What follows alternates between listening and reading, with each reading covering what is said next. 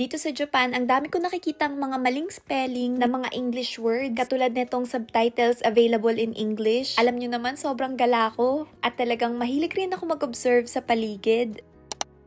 Continuation pa nga rin to ng pagpunta natin sa aquarium. Hindi ko alam na kailangan pala mag-bus papunta ng Bird Museum galing sa aquarium. Kaya medyo naghintay pa kami kasi konti lang yung bus na pumupunta dito. Pagkarating bumungad sa amin itong napakagandang cafe. Grabe guys, sobrang aesthetic dito sa loob. Kininal yung pangalan ng cafe. At dito rin talaga yung pinaka-entrance papunta ng Bird Museum. Or hindi ko alam kung ito talaga yung pinaka-entrance. Pero kasi dito kami pumasok. Pero bago kami pumunta, sakto medyo inaantok na rin talaga ako. Kaya ayan, bumili na kami ng kape na medyo may kamahalan kapag talagang maganda yung isang lugar. Yung presyo din ng mga pagkain at inumin nagtataas. Nung papasok na kami, binigyan nga kami ng guide para talaga maintindihan kung ano yung makikita sa loob. Kaso guys, lagi na lang ganito kay Jonathan, English yung binibigay tapos sa akin naman naka-Nihongo. Kahit saan kami magpunta, laging ganyan. Syempre kahit marunong ako mag-Japanese, hindi naman ganyang level na tipong maintindihan ko talaga lahat. Kung may option ako, mas pipiliin ko pa rin talaga yung English. Di hamak. Pero kapag binibigay na sa akin, hindi na ako umaangal. Hihiramin ko na lang yung kay Jonathan. Alam nyo ba, itong punong nasa ilalim ng tubig ay 2,000 years old. Minomonitor nga nila yung temperature. Nasa 17.8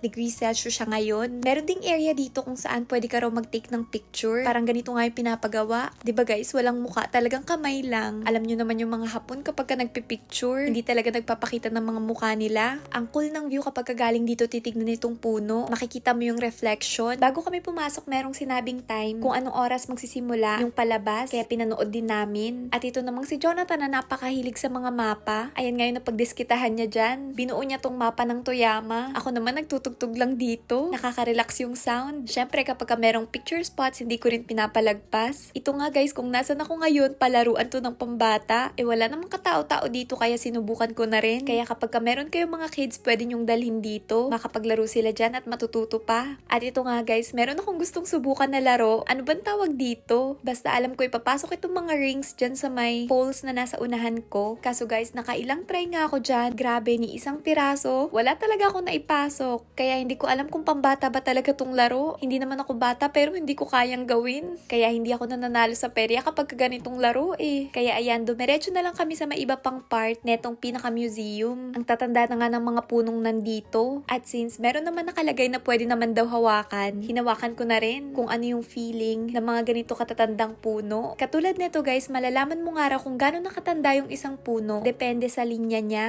Ayan nga guys, pinagbibilang pa kami. Naku, sasakit lang yung mata at ulo ko dyan. Bukod sa pinakaloob, mas nagustuhan ko talaga itsura sa labas nitong Ozu Bird Forest Museum. Tignan nyo, nagre-reflect pa nga yung sinag ng araw. Konti na nga lang yung oras namin. Magsasara na itong pinaka-museum. Ito nga pinapasok ko ngayon, parang itsurang UFO sa labas na nakalubog yung kalahati. Pagkapasok namin sa pinakaloob, medyo malamig. Kami nga lang yung tao dito. Isa din to sa ikinaganda sa pamamasyal sa mga lugar na hindi masyado puntahin kasi hindi mo talaga kailangan makipagsiksikan. Ayan guys, bumababa na nga yung araw. Ito nga yung pinakita ko sa inyo sa intro na dito sa Japan, ang dami ko nakikitang translation sa English na mali yung spelling. Pero wala lang, hindi yun ganun ka big deal dito. Sa Pilipinas lang naman kasi kailangan maging perfect. Charis!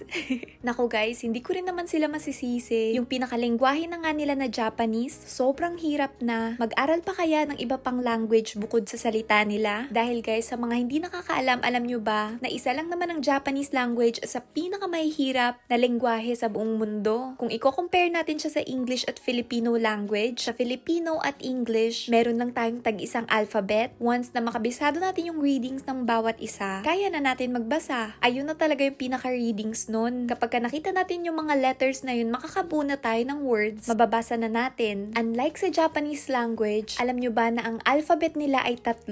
Tinatawag yung hiragana, katakana at kanji. Kapag nag-aral ka ng Japanese, suggested talaga na una mong aralin yung hiragana. Parang so far yun nga rin yung pinakamadali. Akala ko dati katakana yung pinakamadali, pero yung katakana kasi nagkakamukha sila sa isa't isa. Kaya the more na marami kang nailalagay sa utak mo, yung pinakakatakana ng mga letters, nako guys, mapagbabali-baliktad mo rin talaga. At ginagamit yung katakana sa mga foreign words, pati sa mga names ng foreigners. Katulad sa akin yung pangalan ko, 'di ba? Crystal. Dito sa Japan, guys, tawag sa akin Kurisutaru. At kapag sinulat mo yung pangalan ko, lahat yun nakakatakana. Pagkatapos mong aralin yung hiragana, katakana, dun ka na talaga sa pinakamahirap na walang katapusang pag-aaral. Walang iba kundi ang kanji. At hindi lahat ng Hapon kayang basahin lahat ng kanji. Ganun siya kahirap, guys. Kasi sa isang character, sobrang daming readings. Nagbabago-bago, depende kung ano yung nakatabi sa kanya na character din. 'Di ba, guys? Lengguwahe pa lang nila sobrang hirap na. Kaya hindi rin talaga natin sila masisisi kung bakit para sa kanila yung English ay sobrang hirap din. Napahaba na naman yung chika ko. Kung nakikita nyo, guys, naglalakad na kami kasi nasaraduhan na kami ng museum. Nalibot naman namin halos lahat. Kaya sulit na sulit yung 1,320. Nakapunta na kami ng aquarium at ito nga Bird Forest Museum. Sabi nga ni Jonathan, bakit daw may gate pa dito kung pwede naman lumusot sa may gilid. Habang naglalakad papunta ng station, meron kami nakitang isang Vietnamese restaurant. Sakto, guys, gutom na rin talaga kami. At pagkarating nga dito, wala kami nakikitang kumakain. Pero since nga may nakalagay na open, dumiretso na lang din kami. Meron dito mga lockers ng slippers. Kaya ang ibig sabihin niyan, hindi pwedeng ipasok yung mga outdoor shoes. Ganito karamihan yung mga establishments dito sa Japan. Kaya para makapasok kami, nagpalit na rin kami dito ng tsinelas. 19 nga tong pinili ko kasi birthday ko. Nakakatakot tong tsinelas, sobrang laki sa paa ko. Pagkapasok namin, guys, wala talagang katao-tao. Kaya ayan, tumingin-tingin na lang kami dito sa pinaka-store. Kasi restaurant ito pero meron ding bilihan ng mga Vietnamese food. Tinignan na rin namin hanggang freezer. Grabe, guys, sobrang daming karne.